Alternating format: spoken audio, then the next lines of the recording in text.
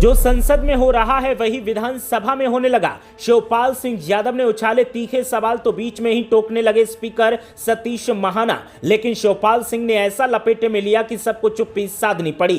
4 प्रमुख मुद्दों पर शिवपाल सिंह यादव ने योगी सरकार की बखिया उधेड़ दी, माफियाओं पर सवाल पूछा, वंदे मातरम पर मंशा साफ कर दी और तो और अपराध महिला सुरक्षा पर ऐसे आंकड़े पेश किए कि सब हक्के बक्के रह गए। जैसे संसद में सपा सांसदों को बीच में बार बार रोका जाता है, टोका जाता है, ठीक वैसा ही हाल विधानसभा में दिखा। शिवपाल सिंह सरकार को खरी खोटी सुना रहे थे और स्पीकर पक्षपाती होकर सरकार को बचा रहे थे, लेकिन फिर शिवपाल सिंह ने कहा कुछ ऐसा कि सबके चेहरे फक पड़ गए। आप वंदे मातरम के साथ रोजगार मिशन लाएंगे? क्या आप वंदे भारत के साथ पेपर लीक कानून बनाएंगे? क्या आप वंदे मातरम के साथ किसानों को बकाया चुकाएंगे? अगर नहीं तो जो हजारों अरे वंदे मातरम पे रहने दीजिए, अच्छी बात है, नहीं तो सड़कों पर उतर रहा है। धन्यवाद माननीय शिवपाल जी। वंदे मातरम की सुरीली धुन के पीछे इस कप सिरप के कारोबार का शोर है। तो हो चुका सुबह से काफी शोर, शांति बिगड़ा दिया मुख्यमंत्री ने। भाषण देते नहीं और उत्तर प्रदेश का भविष्य उड़ता उत्तर प्रदेश बन जाए। उत्तर प्रदेश की विधानसभा में शीतकालीन सत्र के दौरान जब शिवपाल सिंह यादव को बोलने का मौका मिला तो सत्ताधारियों के सामने उन्होंने ताल ठोक दी। सामने मुख्यमंत्री योगी आदित्यनाथ बैठे थे, स्पीकर की सीट पर स्पीकर सतीश महाना बैठे थे और शिवपाल सिंह यादव माइक पर खड़े होकर हाथों में पूरा पुलिंदा लेकर खड़े थे और एक एक करके सवाल दाग रहे थे, सत्ताधारियों से पूछ रहे थे कि इनका जवाब दिया जाए। सतीश महाना को भी लगा कि शिवपाल सिंह यादव के सवाल काफी तीखे हैं और सरकार सवालों में खड़ी हो सकती है, सरकार की समस्याएं बढ़ सकती हैं, तो शिवपाल सिंह यादव के भाषण के बीच में टोका टिप्पणी की जाने लगी। स्पीकर सतीश महाना ने कहा कि आप अपनी बात को कंक्लूड कीजिए, भाषण लंबा हो रहा है, अगली बार जब हम सत्र लंबा बुलाएंगे तब आपको ज्यादा समय दिया जाएगा। समाजवादी पार्टी के विधायकों ने टोकने की कोशिश की तो उन्हें भी खामोश करवा दिया गया और ये नजारा सिर्फ उत्तर प्रदेश की विधानसभा में ही नहीं बल्कि संसद में भी जब समाजवादी पार्टी के सांसद बोलते हैं तो अक्सर ऐसा देखने को मिलता है। कभी भाषण के दौरान माइक बंद कर दिया जाता है, कभी स्पीकर महोदय बीच में टोका टिप्पणी करते हैं और कई बार भाषण को रोकना पड़ता है, क्योंकि खासकर धर्मेंद्र यादव के भाषण के दौरान ऐसा अक्सर किया जाता है क्योंकि वो ऐसे तीखे सवाल करते हैं जिससे सत्ताधारी सवालों के घेरे में आ जाते हैं। और ठीक ऐसा ही नजारा उत्तर प्रदेश की विधानसभा में देखने को मिला जब शिवपाल सिंह यादव बोल रहे थे। वंदे मातरम से उन्होंने अपनी बात शुरू की और कोडीन कप सिरप मामले पर आकर जब उन्होंने सवाल दागे तो सतीश महाना की तरफ से टोका टिप्पणी की जाने लगी, लेकिन इस बीच भी उनका भाषण लगातार जारी रहा। जरा सुनिए शिवपाल सिंह यादव ने कैसे सत्ताधारियों की ईंट से ईंट बजा दी।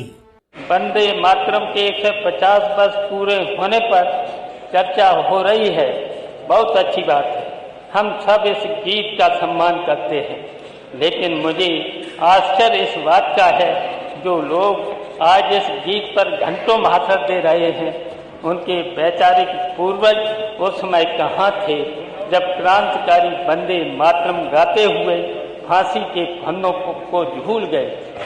इतिहास गवाह है, समाजवादियों और कांग्रेसियों ने लाठियां खाई, जेलें भरी, तब वंदे मातरम हमारी शक्ति था। आज सत्ता में बैठे लोग ऐसा व्यवहार कर रहे हैं जैसे राष्ट्रभक्ति का कॉपीराइट इन्हीं के पास से जारी होता है। अध्यक्ष जी, देशभक्ति हृदय का विषय है, प्रदर्शन का नहीं। आप वंदे मातरम पर चर्चा इसलिए नहीं करा रहे हैं कि आपको गीत से प्रेम है, बल्कि इसलिए करा रहे हैं ताकि जनता आपसे खाद की किल्लत पर सवाल न पूछ सके। सरकार कहती है कि वंदे मातरम स्कूलों में अनिवार्य होगा, अच्छी बात है, लेकिन जिस बच्चे के पेट में रोटी नहीं है क्या उसके गले में सुर निकलेंगे? अध्यक्ष जी, वही लोग हैं जो तिरंगे के साथ फोटो शिवपाल जी बस करिए प्लीज। लेकिन तिरंगा बनाने वाले गरीब बुनकर के घर में अंधेरा रखते हैं। इनका राष्ट्रवाद डिजिटल है, हमारा राष्ट्रवाद धरातल पर है। सरकार कहती है कि सबको वंदे मातरम गाना होगा, हम तो गाएंगे, खुशी खुशी से गाएंगे, लेकिन क्या सरकार उन लाचार पिताओं के साथ बैठकर गाएंगे जिनके बेटे नशीले कप सिरप पीकर बर्बाद हो गए?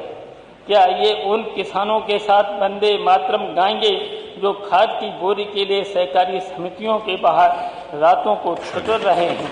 अध्यक्ष जी, एक बड़ी गंभीर बात कह रहा हूँ। आजकल उत्तर प्रदेश की गलियों में एक नया खेल चल रहा है।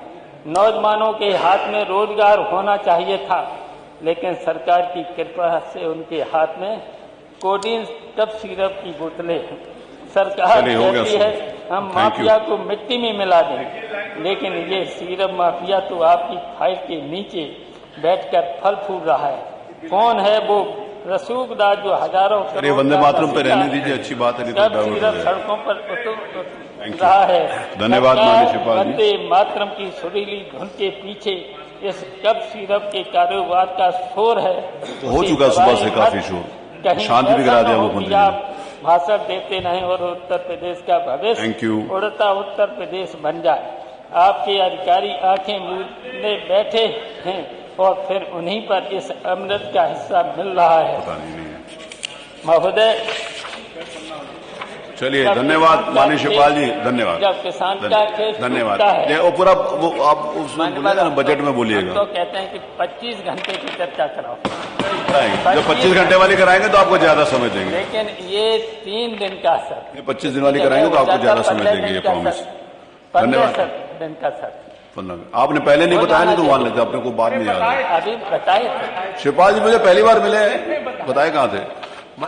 तो सुना आपने, शिवपाल सिंह यादव ने स्वास्थ्य के मामले में, कोडीन कफ सिरप के मामले में, वंदे मातरम को लेकर तमाम ऐसे फैक्ट रखे और तमाम ऐसे सवाल पूछे जिन सवालों का जवाब सत्ताधारियों के पास नहीं था और सभी चुपचाप मौन होकर उनकी बात को सुन रहे थे। लेकिन इसी बीच जब कोडीन कफ सिरप मामले पर थोड़े तल्ख लहजे के साथ शिवपाल सिंह यादव ने सवाल किए तो उन्हें टोका जाने लगा। ऐसे में अब समाजवादी पार्टी आलाकमान का कहना है कि बार बार हमारे साथ ऐसा ही व्यवहार दोनों सदनों में किया जाता है, चाहे लोकसभा का हो चाहे विधानसभा का हो। पक्षपाती स्पीकर का होना हमें बिल्कुल पसंद नहीं और हम स्पीकर महोदय से मुलाकात करके इस बारे में बात करेंगे कि जब भी हमारा भाषण हो तो हमें पर्याप्त समय दिया जाए, सवाल जो हमारे होते हैं उन्हें सुना जाए, क्योंकि वो जनहित से जुड़े होते हैं, न कि टोका टिप्पणी करके भाषण को खत्म करवाया जाए। लेकिन शिवपाल सिंह यादव ने जिन तेवरों के साथ सदन में खड़े होकर भाषण दिया वो लगातार सोशल मीडिया पर वायरल हो रहे हैं।